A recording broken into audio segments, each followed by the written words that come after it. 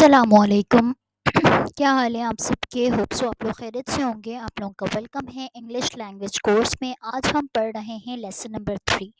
इससे पहले मैंने आपको इंट्रोडक्शन दिया है टेंसेस का।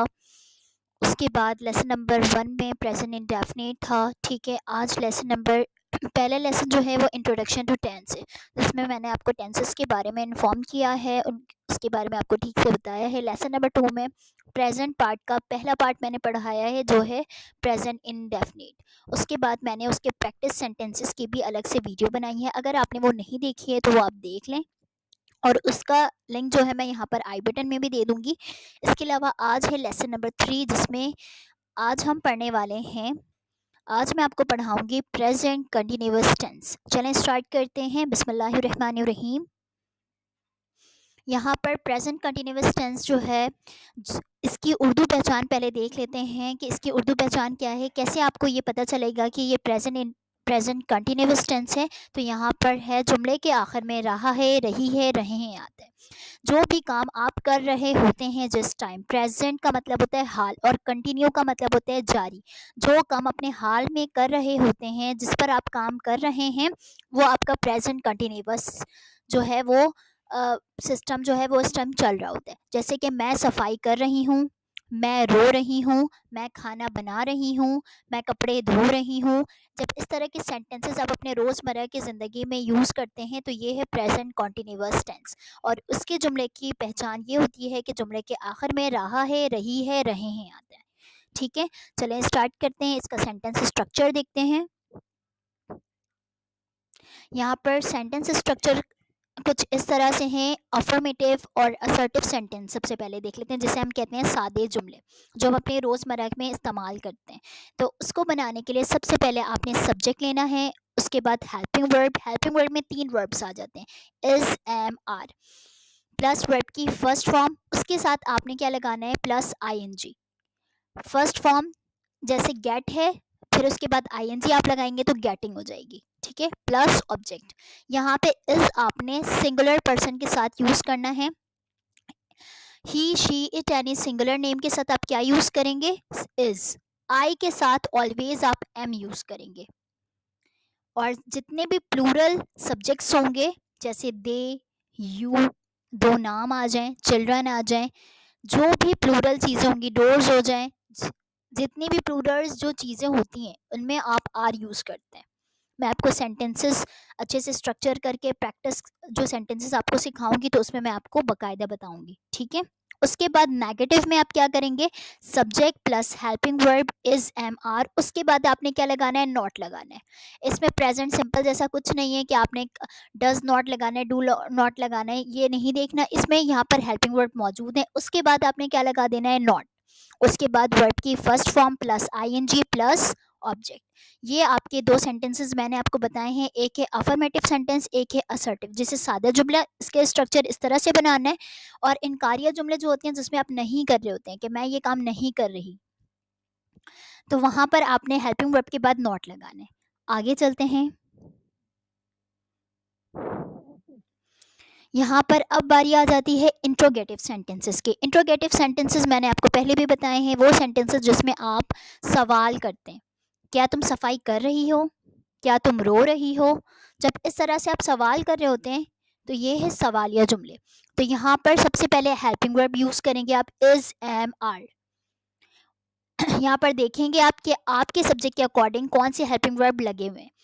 अगर एम है तो एम पहले आ जाएगा आई के साथ। आई के साथ आपने एम यूज़ किया है तो एम इंट्रोगेटिव में पहले आ जाएगा। इसी तरह से कोई सिंगुलर सब्जेक्ट है उसके साथ इज़ यूज़ किया है तो वो पहले आ जाएगा। इसी तरह से जितने भी प्लूरल सब्जेक्ट्स हैं उनके साथ आपने आर यूज़ किया है तो आर आपने पहले लिख देना है। उसके बाद सब्जेक्ट प्लस वर्ब की first form plus ING plus object. Last में आपने क्या लगाना है, क्वेश्चन मार्क।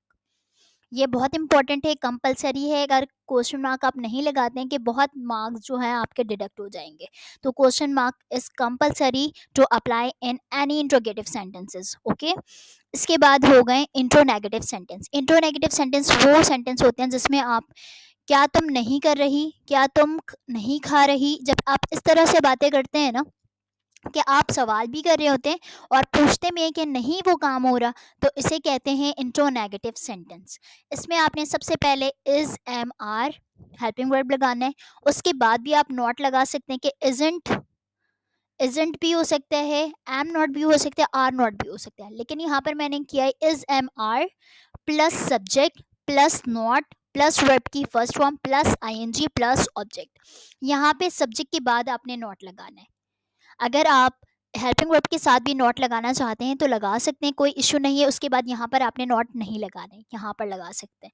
दोनों सेंटेंसेस राइट हैं। मैं आपको अलग अलग स्ट्रक्चर कर कर दिखाऊंगी, दो सेंटेंसेस बनाऊंगी। एक में मैं हेल्पिंग वर्ब के साथ नॉट लगाऊंगी और एक में मैं सब्जेक्ट के बाद नॉट लगाऊंगी। तो दोनों सेंटेंसेस मैं आपको बताऊंगी कि आप इस तरह से भी बना सकते हैं तो ओके, अगर आप उस तरह से भी बना सकते हैं तो ओके। दोनों जो है वो गलत नहीं है, दोनों में से कोई भी आपको जो अच्छा लगे आप वैसे अप्लाई करें। यहाँ पर अब एक एग्जाम्पल देख लेते हैं। यहाँ पर है फॉर एग्जाम्पल, मैं घर की सफाई कर रही हूँ। ये मैंने एक जुमले बनाए हैं। यहाँ पर मैं क्या है, सब्जेक्ट, और क्या कर रही है, सफाई। ठीक है, सफाई जो है वो वर्ब है और किसकी सफाई करें, घर की। तो ये आपका क्या हो गया, ऑब्जेक्ट। यहाँ पर सबसे पहले सब्जेक्ट में मैं को आप क्या कहते हैं इंग्लिश में, आई। इसके साथ हेल्पिंग वर्ब मैंने बताया है कि आप एम लगाएंगे, तो यहाँ पर हो जाएगा आई एम। उसके बाद सफाई करने की इंग्लिश क्या होती है, क्लीन। क्लीन फर्स्ट फॉर्म है, आईएनजी लगाएंगे तो क्या हो जाएगी, cleaning. I am cleaning the house, the home दोनों हो सकते हैं। यहाँ पे मैंने क्या लिखा है, द हाउस। अब यहाँ पर आप नेगेटिव बनाएंगे, आई एम। आई सब्जेक्ट है, एम जो है हेल्पिंग वर्ब है। उसके बाद आपने क्या लगाने हैं, not. I am not cleaning the house.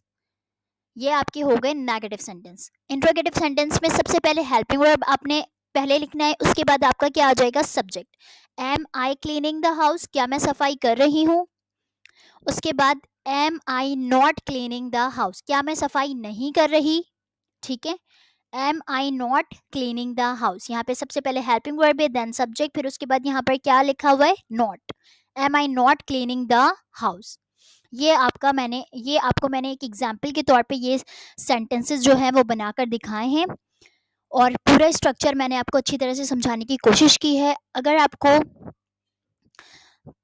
कुछ भी नहीं समझ में आया हो तो मुझे बिलो कमेंट में बताइएगा, मैं वहाँ आपको रिप्लाई देने की भरपूर कोशिश करूँगी।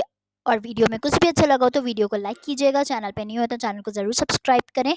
Remember me in your prayers. और ये हमारा इंग्लिश लैंग्वेज कोर्स जो है वो मैं आपको सिखाने के लिए लेकर आई हूँ, ताकि आप बहुत बेहतरीन तरीके से इंग्लिश के स्ट्रक्चर सीखें, टेंसेस को पढ़ें, ताकि आपके लिए बहुत आसानी हो जाए और मेरी भी नॉलेज में इजाफा और आपको भी मैं नॉलेज दे सकूँ। इससे दोनों की इस्लाह होगी, मेरी भी और आपकी भी। तो अपना बहुत ख्याल रखिएगा, मुझे दुआ में याद रखिएगा। अल्लाह हाफिज़।